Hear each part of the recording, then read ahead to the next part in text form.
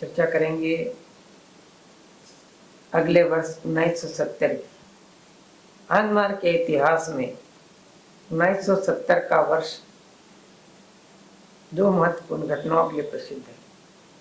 1970 के वर्ष में बाबा रांची में रहा करते थे और उस समय उस वर्ष को उन्होंने सेमिनार वर्ष के रूप में घोषित किया। Seminar, more and more seminar, village level seminar.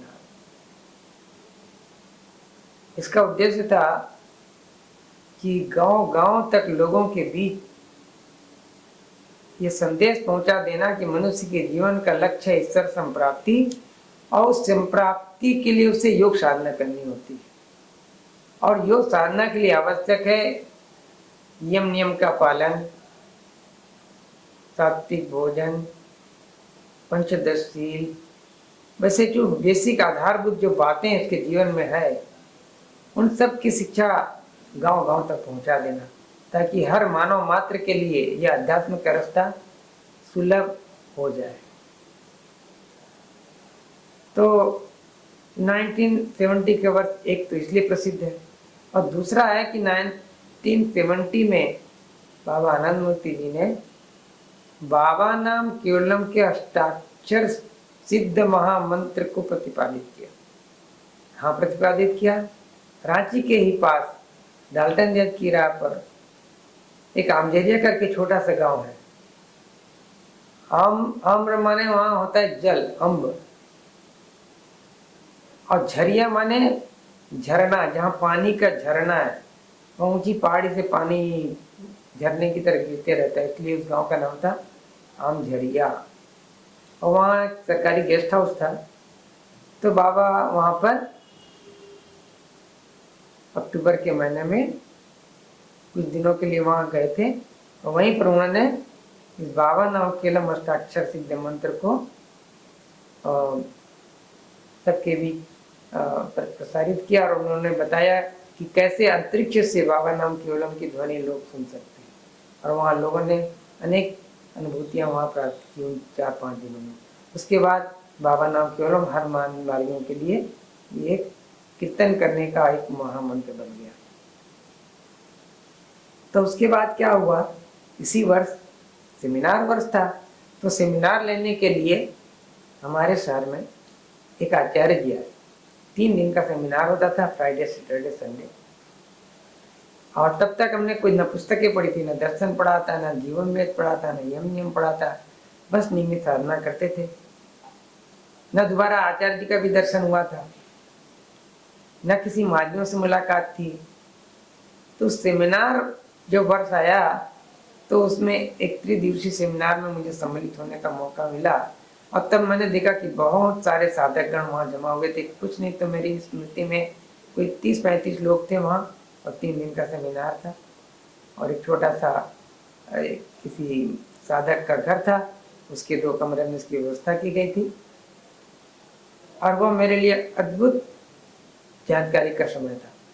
उस सेमिनार में हमें पता चला कि सृष्टि चक्र क्या है, कैसे विश्व ब्रह्मांड की उत्पत्ति हुई है, कैसे पंचतत्व का निर्माण हुआ है, कैसे भूमामन से अणुमन का निर्माण होता है, उत्पत्ति होती है, कैसे अणुमन विकसित होकर के अपनी चेतना को बढ़ाते बढ़ाते मनुष्य के रूप में आता है और कैसे वही मनुष्य साधना के द्वारा क्रमशः आगे बढ़ते बढ़ते अपने मानस आध्यात्मिक अनुशीलन के माध्यम से अपने जीवन के चरम लक्ष्य उस परम चैतन्य सत्ता में मिलकर एकाकार हो जाता है और अपनी जीवन यात्रा पूरी करता है। ये यात्रा जो हम जन्म लेते हैं और मृत्यु के बीच के जीवन हम कहते हैं, ये एक खंड जीवन है। ऐसे अनेकों खंड जीवन को मिलकर हमारा पूर्ण जीवन होता है। हमारा खंड जीवन की शुरुआत होती है अमीबा के उस सेल से और उस खंड जीवन की समाप्ति होती है उस परम पुरुष परमात्मा में समाहित होकर के। और ये सारे जन्मों का नाम है के बीच का समय जो है वही है हमारा पूर्ण जीवन और उस मृत्यु को ही कहते हैं महामृत्यु। हर मनुष्य को उस महामृत्यु का इंतजार है जिसके बाद फिर दोबारा जन्म नहीं होता। तो ये सारी बातें उस सेमिनार में मिली। कर्म विज्ञान क्या है, कर्म कितने प्रकार के हैं, भक्ति क्या है, ज्ञान क्या है, अनेक बातें सुनने समझने को मिली और साथ ही साथ मिलता था बाबा नाम केवलम का कीर्तन, ढोल मृदंग भाव के साथ। अद्भुत आनंद था 3 दिनों का। और इस प्रकार 70 का वर्ष में मैंने सेमिनार में कीर्तन पाया। अब कीर्तन ईयर की एक और विशेषता मेरे साथ घटी। मुझे अपार विश्वास हो गया था, अटूट विश्वास कि बाबा नाम केवलम में अपार शक्ति है। परंतु मैं 18-17 साल का बालक, पर विश्वास मेरा अटूट था और मैं चाहता था सेमिनार के बाद हाँ गांव गांव में जाके लोगों को अपने धर्म पथ पर ले जाने के लिए मैं उन्हें प्रेरणा दूंगा। अब आप सोच सकते हो कि कोई बुजुर्ग इसे सुनेगा और 17 साल के बालक को कौन सुनेगा अध्यात्म की बात। पर मेरे कुछ मित्र थे, उनको लेकर हम आसपास के गांव में जाया करते थे, छोटा सा प्रयास करते थे। एक दिन मैं अपने मित्र के साथ, उनका नाम था ऋषि कुमार चौबे, मैं उनके पास जाता था और संध्या वेला मिलने जाते थे। तो एक दिन उनके घर पर बैठा था, उसके पड़ोस के घर में परिवार में एक बुजुर्ग व्यक्ति थे जो घर के मतलब परिवार के संचालक थे। वो बहुत बीमार थे, वे जिला अस्पताल में एडमिट थे कुछ दिनों से और डॉक्टर ने उनको जवाब दे दिया था कि अब ये बच नहीं सकता, आप इसे ले जा सकते हैं, अब ये तो इनके शरीर अंतिम कुछ दिन है, आप चाहें तो अभी ले जा सकते हैं। तो व्यक्ति दुखी होकर के हमारे पड़ोस, मेरे मित्र थे उनके यहाँ पर आए थे, उनके पड़ोसी थे, तो उनको पता था कि हम बालक लोग कुछ कुछ योग साधना करते हैं। तो उन्होंने मेरे मित्र से कहा, उसकी भी दीक्षा हो चुकी थी तब तक, तो कि ऐसा ऐसा आप लोग कुछ कर सकते हो क्या, जादू मंत्र वगैरह, देखो ना हमारे पापा बहुत बीमार है। तो मेरा मित्र चुप रहा और मुझे बहुत विश्वास था। बोला हाँ बिल्कुल तुम्हारे पापा जो है ठीक हो जाएंगे, तुम एक काम करो। तो बोले क्या करेंगे, डूबते को तिनके का सहारा। तो उनको लगा कि जो बोलेंगे वही करेंगे। और मैं पूरे विश्वास के साथ बोला कि आप घर के जितने मेंबर हैं सबके सब चले जाइए हॉस्पिटल और उनके खाट के चारों तरफ सब लोग बैठ जाइए और एक दिया जला लीजिए, अगर लाइट जलाने की अनुमति न मिले तो अगरबत्ती जला लीजिए और आप सारी रात बन सके तो बाबा नाम केवलम कीर्तन। ना उनको धुन सीखने को आने का मौका था, न सिखाने का मौका था, ना मुझे भी गाना उतना ढंग से राग से आता नहीं था। बस उन लोग बाबा नाम केवलम, बाबा नाम केवलम, बाबा नाम केवलम यही बोलते रहना। मेरा मित्र बड़ा अवाक, क्या बोल दिया, ऐसा नहीं हो कुछ हो जाएगा तो लोग क्या बोलेंगे।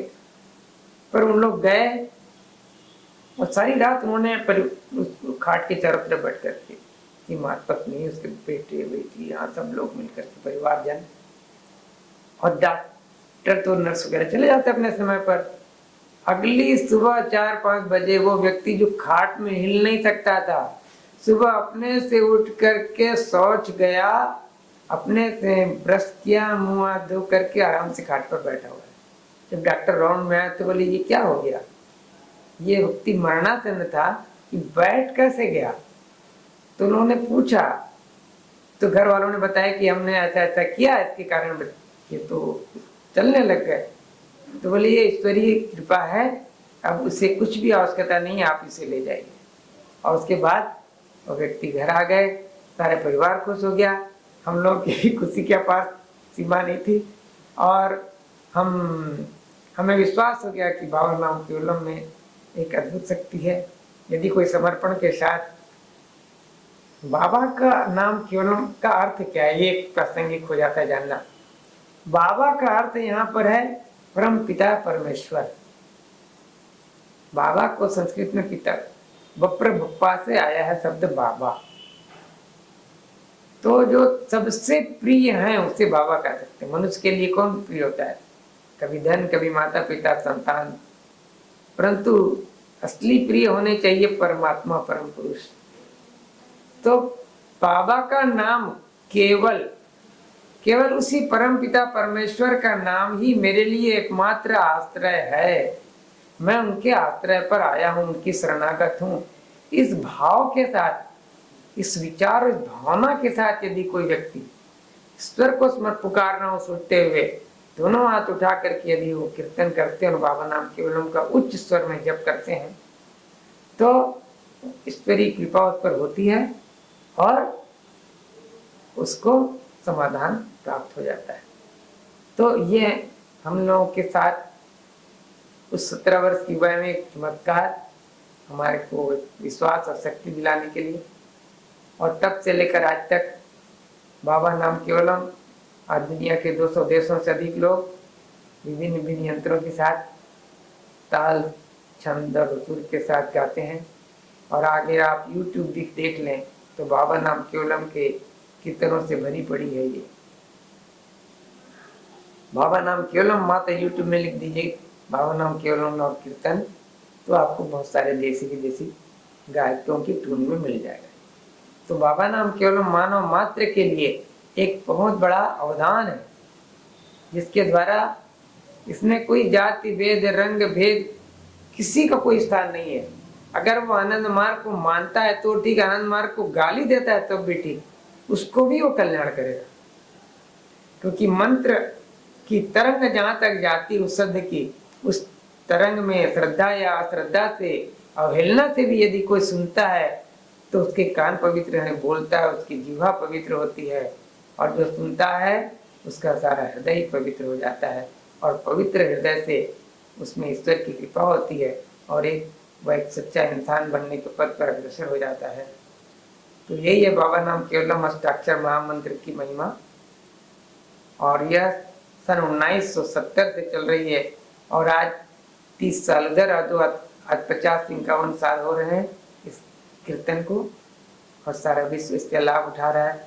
मैं तो कहूँगा कि जो इसको आज सुन लिए, जो समझ लिए, आप उसे अपने जीवन में अपनाएं, उस परमेश्वर को याद करें। परमेश्वर न किसी जात से बंधा हुआ है, न किसी वर्ण से, न रंग से, न रूप से।